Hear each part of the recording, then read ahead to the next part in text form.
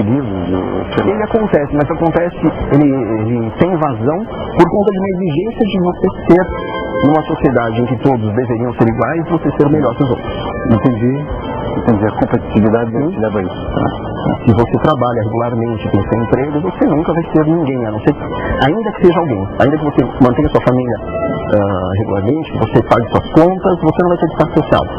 Algumas pessoas encontram uma vazão nisso, no assassinato. E o Brasil teve, no tempo do Chico Picadinho, que foi numa banheira, ele pegava as prostitutas, ele conta nos registros da polícia, ele conta que ele perdia a memória, que ele apagava e só acordava depois que a mulher já estava esquartejada. Essa lenda se juntou com, mais recentemente, com a ideia do tráfico de órgãos. Então surgiu... Sequestravam crianças para roubar os órgãos? Sim, mas matavam crianças. Ela não acordava na almeira de gelo. Depois, a isso se juntou também aqueles acontecimentos contra as drogas. Boa Noite Cinderela, enfim, aquelas drogas que faziam uma pessoa pagar e ela... Boa Noite Cinderela, e ela acabava sendo, a garota acabava sendo estuprada porque ela não estava desacordada. Juntando tudo isso, sai a lenda da banheira. Uma pessoa que é drogada, levada para um apartamento em que, sem os instrumentos necessários para uma incisão cirúrgica, a pessoa faria o corte e retiraria o órgão, sangrando para o órgão, e ainda a vítima acordaria no dia seguinte numa banheira de gelo. É tão inverossímil. Como é que as pessoas podem acreditar? Enfim. Mas a característica da lenda urbana é isso. Talvez exagerar na verdade para que as pessoas tenham medo ou para que repassem isso como uma informação nova. De certa forma, isso acredita ao falante, a quem conta a história, um pouco de atenção no conjunto em que ele vive. Seguramente. Então uma história maravilhosa dá os 5 minutos de atenção do indivíduo. E essa história do Fofão, que aconteceu algum tempo atrás, antiga. O Pessini é uma pessoa admirável, um belíssimo construtor de personagens. Esteve aqui no programa algumas vezes. Sou fã dele, gosto do Pessini. O Fofão era uma coisa excepcional em termos de... amalgamava a infância. Quer dizer, ele tinha um poder catalisador. As crianças ficavam encantadas com o Fofão. De repente, o Fofão virou um monstro. Pois é, mas é justamente por isso, porque eu sei que um destaque muito grande. O que aconteceu é que surgiu a lenda, e ela surge gradualmente. Surgiu a lenda de que um boneco do Fofão teria cortado uma criança, o que é impossível. Depois, na verdade, ao se arrancar a cabeça do Fofão, encontrava-se um prego. E depois esse prego se tornou uma adaga. Pode dizer uma coisa dessa? Pois é, a empresa fabricava o Fofão com uma adaga no interior para que as crianças pudessem assassinar os pais. Essas lendas urbanas me parecem histórias com potencial até de serem verdadeiras, que as pessoas acreditam, né? Agora, a gente sempre tem um relato como assim, ó, aconteceu com o meu amigo, meu vizinho estava lá, estão sendo contados dessa forma. Eu, inclusive, posso te assegurar o seguinte: me viram uma vez num programa de televisão cometendo um absurdo dos absurdos. Não, mas meu amigo viu o Rony lá e ele fez isso no ar. Eu nunca fui nem ao programa. E as pessoas dizendo que viram e vira isso, e todo mundo falava. Um dos elementos que dá a verossimilhança, que dá a tentativa de a história ser real, é a credibilidade. É muito fácil encontrar alguém que tenha visto, ou que seja amigo do garoto Juca, ou que tenha visto o Bozo naquela época de... Houve um telefonema sobre... Lembra dessa história? Lembro. Todo mundo foi o garoto, ou conhece o garoto que ligou pro Bozo.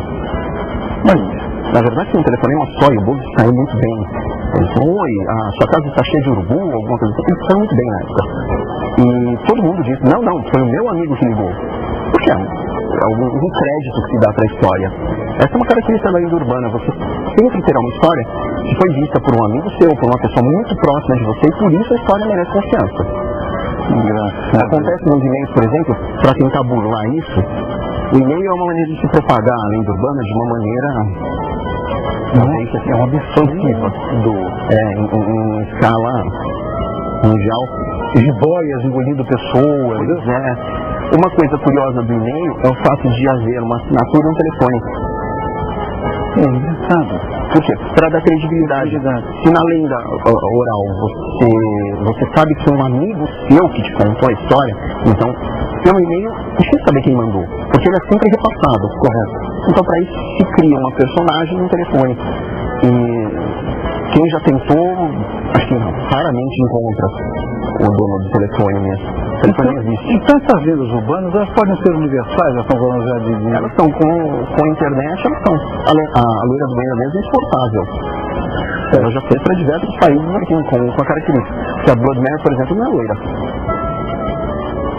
Teve aquela Elizabeth, meu Deus do céu, Bethorn, se não me engano, a inglesa que assassinava os criados para encher a banheira de sangue porque ela usava como cosmético. Sim, existe uma... Bethorn, Elizabeth Bethorn, exatamente. Ela... Existe uma tradição. Há quem diga... Existiu. Há quem diga que, por exemplo, no centro do Vlad, o Empalador, sim, o Vlad Dracul, era comum que as mulheres da corte se banhassem em sangue porque acreditavam que o sangue mantinha a beleza por mais tempo. Essa ideia do sangue era bem antiga, vamos já tem essa história, mas isso é uma outra.